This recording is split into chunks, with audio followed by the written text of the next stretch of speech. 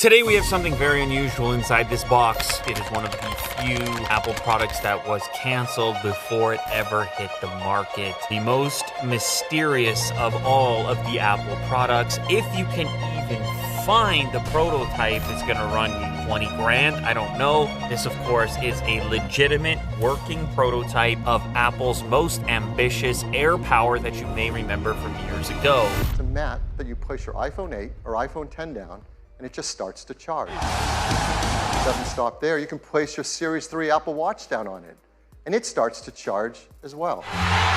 What? You can place your AirPods with the optional new wireless charging case on it, and it starts to charge as well. They all charge.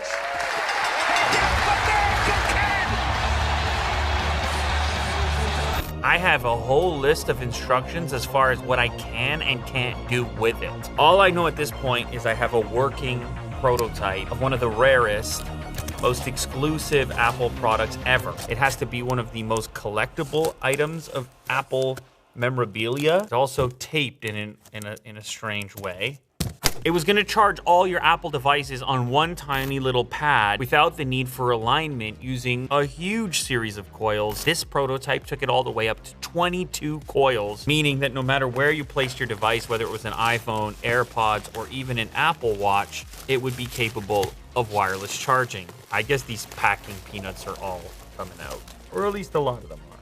Now, it is very rare that Apple announces a product, as they did in this case, at a keynote, and then doesn't deliver it. It almost never happens. In fact, the last time it happened before AirPower is around the time I was born.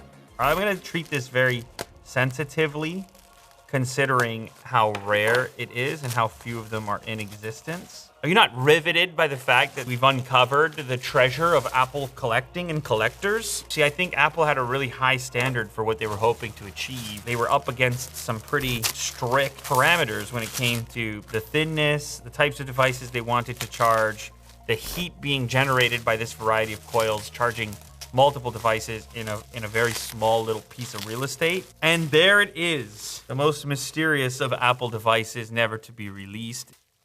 AirPower.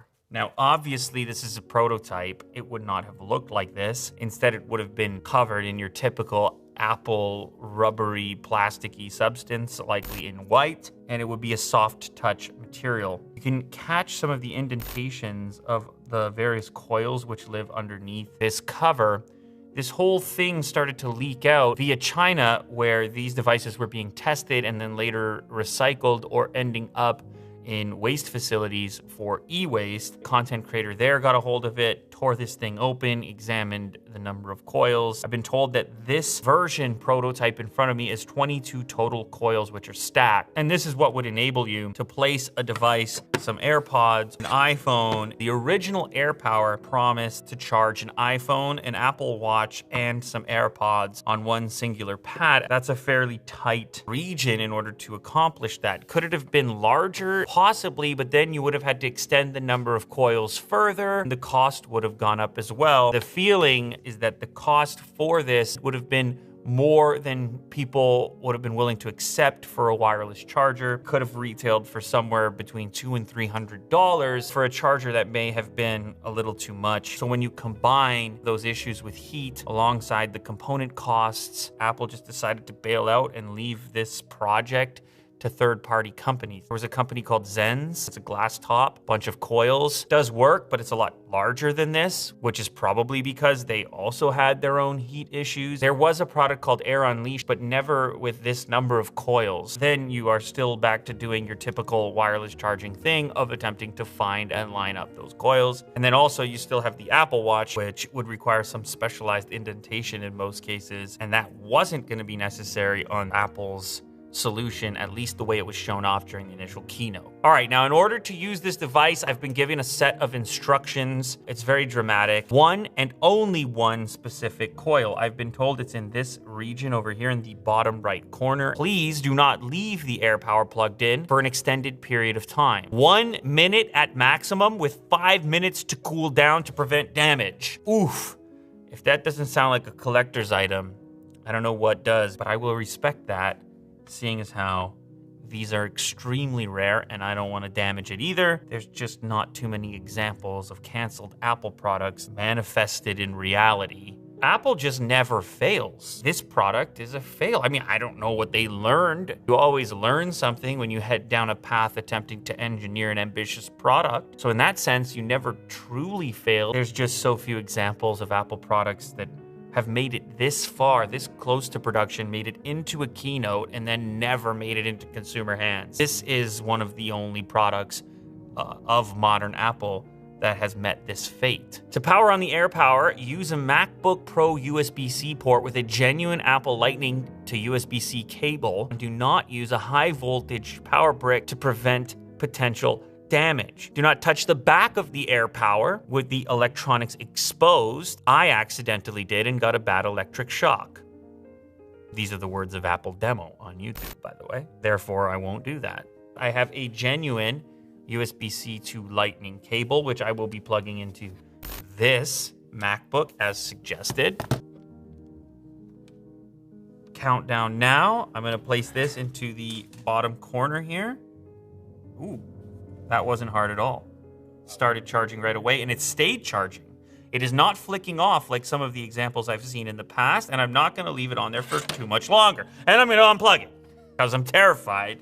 I don't even have any heat on it yet. I know we're all terrified of heat, and especially with a charger. Where are you gonna place this thing besides your bed? It's terrifying. I got 22 coils on the nightstand. And let me tell you something, if Apple's worried about heat, I'm worried about heat. Okay, I'm gonna plug it back in real quick, and let's go for the AirPods. And it flashed for a split second, even with the case on. Flashed again. There, charging. This is the most functional version unplugging of AirPower that I have personally seen, let alone held. The vision of this product was that I could have this variety of things charging simultaneously, plus my watch. The watch would have to have a different type of strap too. You know what I mean?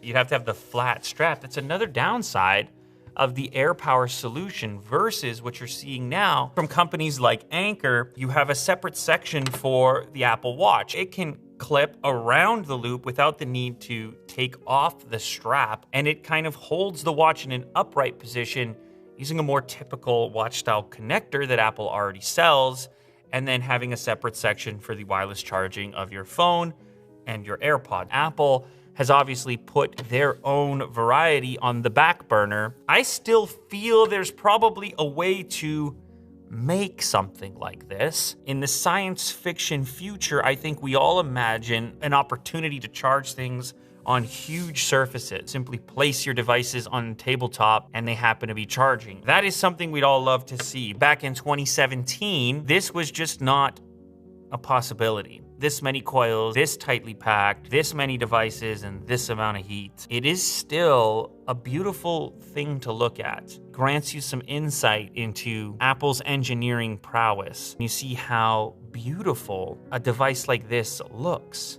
This strong frame around this variety of transistors and resistors, beautifully placed like a little civilization of electronics.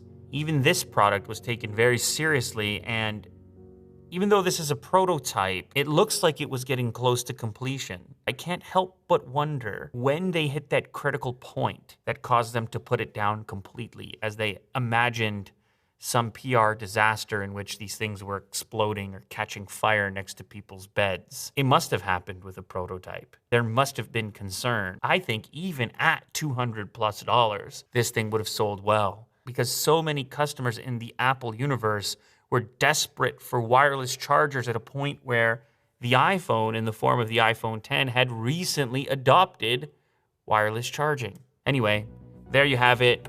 That's my best look yet at one of Apple's rarest, if not the rarest Apple product, the Apple AirPower. So it's all right that Apple couldn't execute with the AirPower, because we have a lot of other solutions on the market, including stuff from our sponsor, Anker, such as this 4-in-1 charge station, which is one of many ways in which you can charge multiple devices using Anker products. In fact, as far as charging stations go, this is one of 3. This is the 544 wireless charger.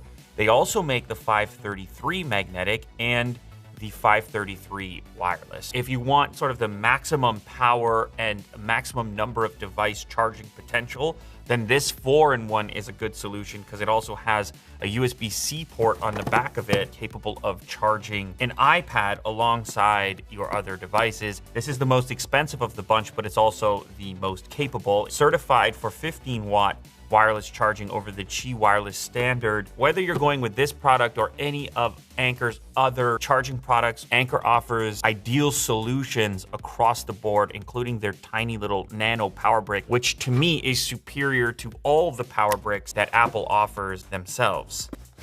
Here is the charge station. This one has a built-in puck section for the Apple Watch. It provides a lightning port for your AirPods. This is the key with this charge station though. Giant power brick, 60 watts, fold down prongs, and then the ability to charge all your different devices. This Type-C port on the back, others may not have this. Others may not have a power brick powerful enough to feed power to this variety of devices and still have something left over for an extra Type-C coming out of the back. iPhone, perfect. Watch, this is the Ultra.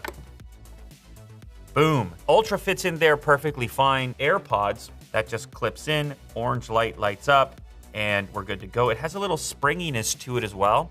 So it's not rigid, you're not worried about breaking it off, and then you just lift up and you're ready to go. It's 1111, by the way, that's pretty cool. Whether you're in the market for a charge stand or just a little charge brick, you already know Anker has a solution for you. Thanks again to Anker.